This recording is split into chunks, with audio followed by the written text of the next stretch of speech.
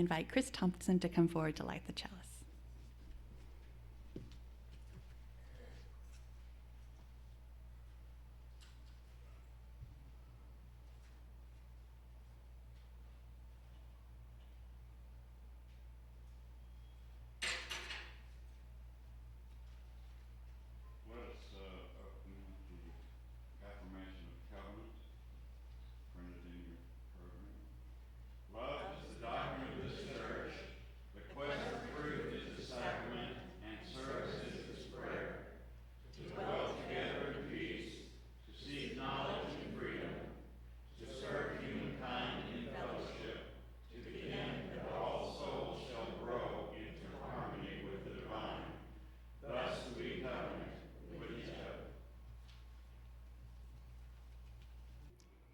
Leaps of faith and other crazy stunts.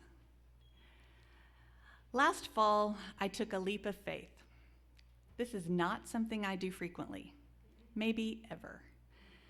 And as sometimes happens with leaps of faith, or so I've been told, I had no idea what I was getting into. And that was a good thing. Otherwise, I might have chosen safe and familiar over unknown and scary. In September, I began a one-year chaplain residency at UAMS in the Clinical Pastoral Education Program. I was hoping for more experience being with people at the end of their lives before I committed to training as an end-of-life doula. I wanted to make sure I was a good fit for this work I was feeling called to do. My time with patients and their families has been more than I ever hoped for. Rich, sacred, heartbreaking, heart-opening, and immensely meaningful. Being with patients was not the leaping part, at least not after the first few weeks. The chaplain program does include seeing patients every day, but a good portion of our mornings are spent in group work with the other chaplain residents and our supervisor. We learn about the practice of clinical pastoral care, and we delve deeply into our own childhoods and life experiences, our worldviews and our cultural conditioning.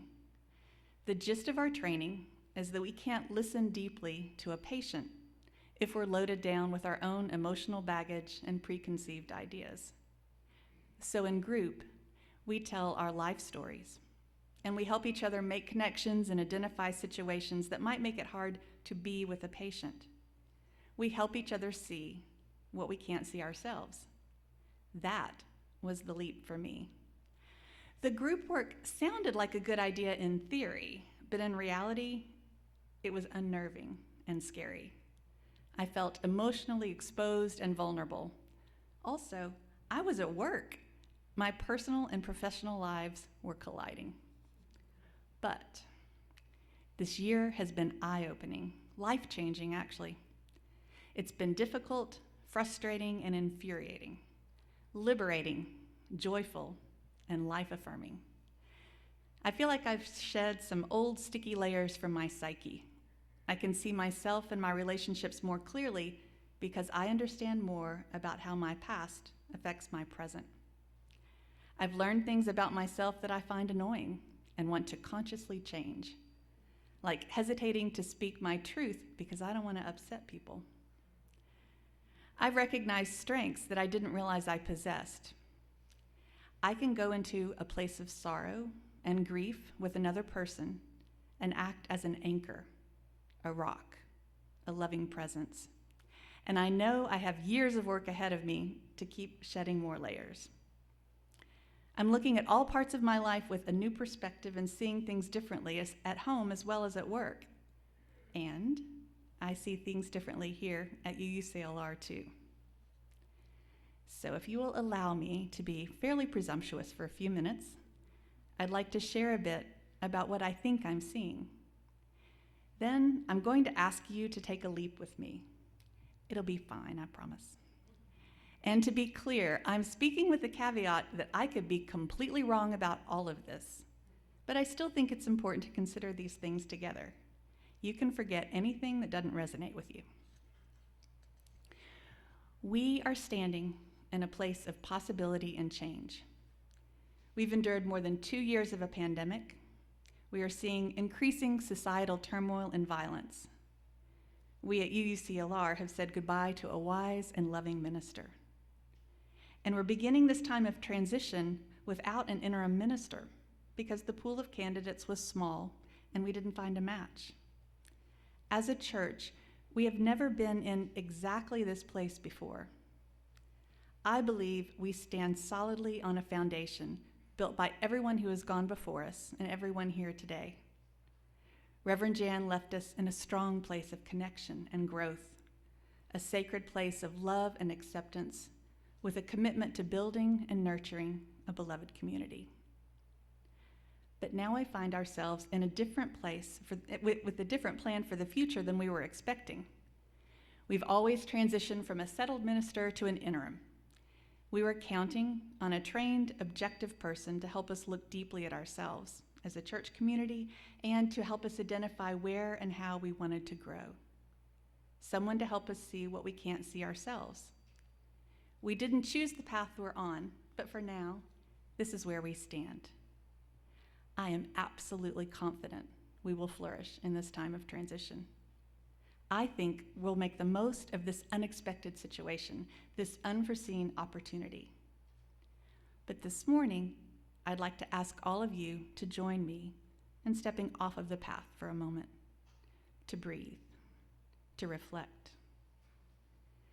In the past few weeks, I've observed a myriad of feelings within our congregation, everything from joy and excitement and anticipation to fear and anxiety and sadness. All of these seem like extremely appropriate responses to our current situation, and these feelings can cause us to react in different ways based on our own individual experiences and expectations. Experiences of change or loss, experiences and expectations of being disappointed or unheard or left behind. As UUs, we have a phenomenal group of intelligent, thoughtful, and committed individuals ready to work, to step in and help, to step up and solve this problem. Please understand, I am acutely aware that I am feeling and doing all of this a lot lately. But before we start fixing everything, I'm asking us to name what we're feeling and to consider what we might be doing in response to those feelings. I'm promising myself that I will pay attention when I feel anxious, because that usually means something is happening I should address within myself. I'm going to try very hard to consider what might be the internal cause of my anxiety, rather than assuming it's someone else's actions, one of you, who are making me crazy, or mad, or sad. I'm going to take a moment to breathe before I react, to consciously choose how I will respond, and I'm going to try to stay in my lane. This has been a recurring lesson for me this year. I'm the oldest child in my family, and I'm used to just taking charge, because obviously I know best, even when it's not my place or responsibility. I sometimes jump in to help without noticing that the people I'm helping are perfectly willing and able to help themselves. I never thought about how this robs others of their own autonomy until my chaplain group pointed it out to me more than once. In our first town hall meeting Thursday night, Rebecca did a fabulous job of helping us begin the process of naming the most important things we do at UUCLR. We had some animated discussions in our small groups, and I loved listening to everyone's dreams for our church. Rebecca began our time by asking us to take a moment to think about our anxieties, fears, and questions about this year and write them down on note cards. We were identifying the emotional baggage we had brought with us to the meeting, and we consciously set it aside by dropping our note cards into a big cardboard box that said baggage check. I believe we can talk openly with each other about our worries, our fears, our expectations, as well as our hopes and dreams and our amazing ideas for this church. If we do that, I think we can feel more at ease. We can drop some of the baggage we're carrying. We can lean into this loving community and feel safe and supported and know that everyone is willing to help with the work. We can trust each other and the process. As Rebecca told us last week, trust is an intimate form of love in action. You have elected a board of directors who are committed to serving this church well, to the absolute best of our abilities. All of you are already doing the majority of the work of this church, spending your time and talents and energy and resources on this congregation, this beautiful building, and our gorgeous woodlands. The board has a plan in place to address the needs and work of this church during the interim period. We have a vibrant, energized community, and we will continue to be challenged and engaged through our worship services, RE, through Forum and RE Questers, covenant groups, our social justice outreach. We're going to have new opportunities to grow through our 8th Principle Study Group, our new Sunday School group. We're going to have workshops on many topics, including death and dying. We'll be supported by a lay ministry team, providing pastoral care and support to our church. We have strong committees and an excellent staff. We have a sound foundation, and we have each other. So I'm asking you to leap with me, for us all to dream together, to acknowledge our fears and shortcomings, and leap anyway. To speak up in committee meetings, during coffee hour, in covenant groups, in today's town hall. To ask the hard questions about who we are and who we want to become. To rely on the freedom we have here to be openly ourselves, to imagine the future that we want to create together. As Alice Walker tells us, look closely at the present you are constructing. It should look like the future you are dreaming. May it be so. Would you please join us in the closing words that are written in your order of service? Go out into the world in peace. Have courage. Hold on to what is good. Return to no person evil for evil. Strengthen the faint-hearted. Support the weak. Help the suffering. Honor all beings. We extinguish this flame, but not the light of truth, the warmth of community, or the fire of commitment. These we carry in our hearts until we are together again. Amen, namaste, and blessed be.